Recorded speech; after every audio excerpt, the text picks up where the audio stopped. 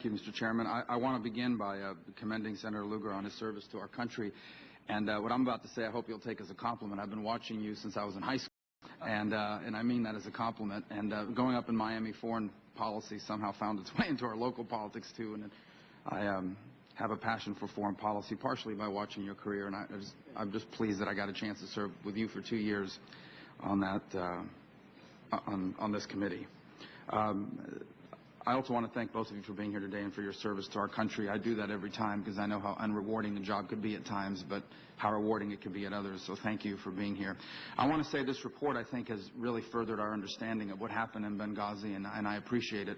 There is one part of it that I don't want to say the word concern, but I'm a bit puzzled by, and that's that it places a lot of the blame on lower-level officials, particularly assistant secretary-level officials. And why I find that quite puzzling is because Benghazi and Libya in general is not some remote outpost. It's not Luxembourg. I mean, this is a country that we were involved in militarily not so long ago in a high-profile intervention.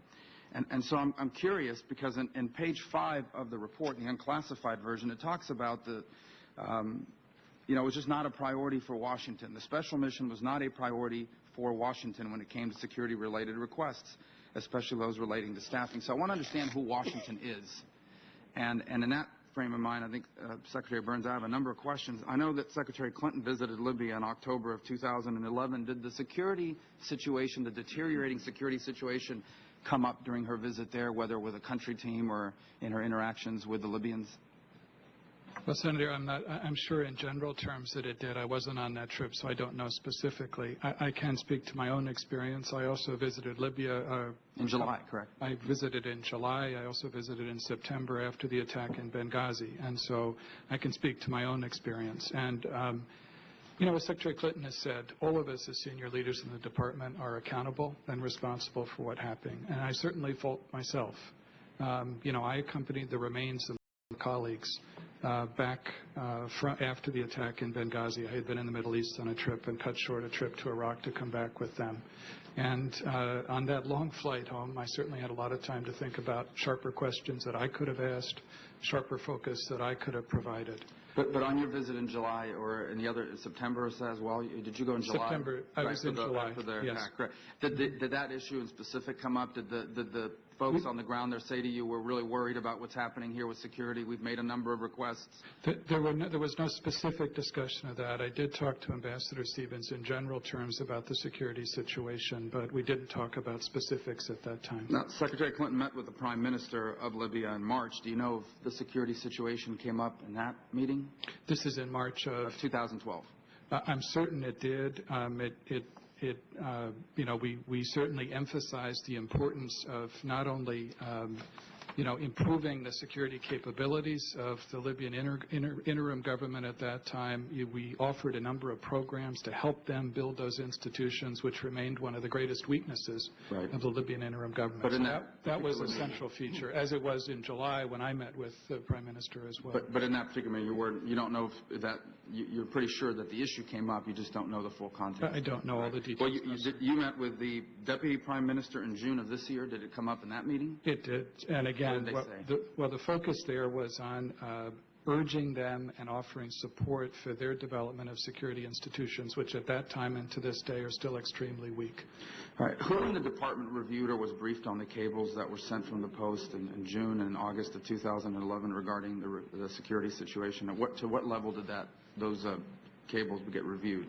Well, they certainly would have been reviewed up through assistant secretary level, and it may be that some of my colleagues on the 7th floor saw them as well.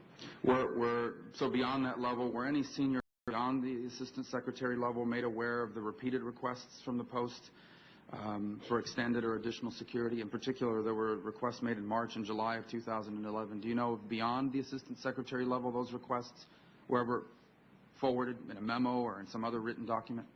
I'm not aware of any specific memo that went beyond the 6th floor with regard to those specific requests at that time, no, Senator. Do you know if anyone beyond the assistant secretary level, going up to the secretary's level, were they made aware of the more than 200 security incidents that had occurred in Benghazi in the 13 months leading up to the attack? There were certainly memos that came up to the seventh floor that talked about the deteriorating security situation in eastern Libya. Yes, sir. And finally, after all these different trips to Libya, yourself, the Secretary, others, and other senior officials in the State Department, were there any memos produced after those visits to the tune of basically saying, we've been to Libya, and by the way, there are two things. The station is concerned about security in general, and the Libyans are concerned about their ability to provide security as we were relying on them. Do you know if any memos were produced in that, or any high-level meetings about that topic took place above the Assistant Secretary level? Were there any meetings convened, memos produced on that issue? Well, there were certainly meetings that took place at senior levels with regard to the situation in Libya in general, and particularly with regard to the concern about the very weak security capabilities of the Libyan government at that time. And so certainly that was a subject of fairly consistent concern.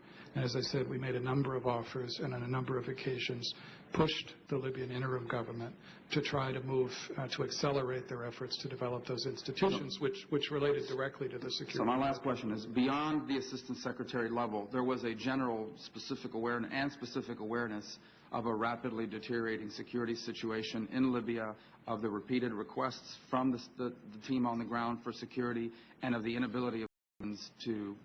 Senator, what I would say is there was certainly a general awareness of both the deteriorating security situation in eastern Libya, and also there was not only a general awareness but a real concern about the difficulty that the Libyan interim government was having in developing capable security institutions. Above the Assistant Secretary level, that awareness existed, correct? The awareness with regard to the incapacity of the Libyan interim government in developing security institutions, yes, sir. And we worked hard to try to push the Libyans to move faster in that direction. Thank you. Thank you, Senator Rubio. Senator Casey. Thank you, Mr.